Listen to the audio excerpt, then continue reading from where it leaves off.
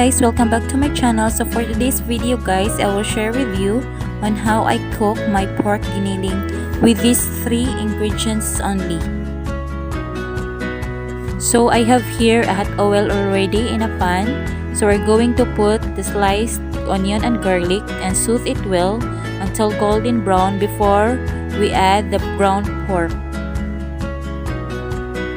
Just simply add the ground pork meat to the pan and stir it well until it will become brown in color.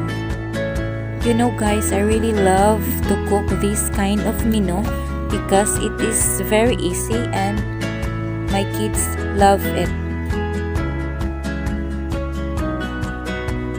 So this time we're going to add soy sauce and the seasonings.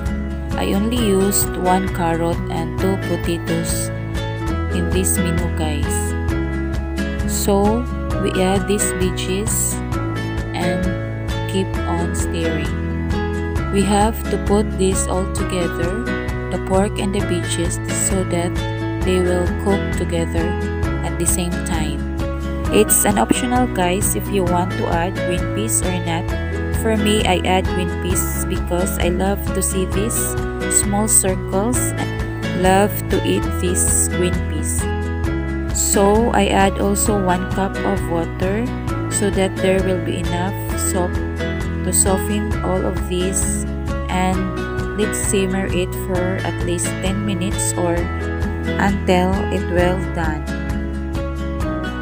So after a couple of minutes guys, as we see, it's almost done. So here you can add also tomato sauce if you want for its additional taste. Thank you guys for watching, and please consider subscribing my channel for more updates about my another menu. Bye bye.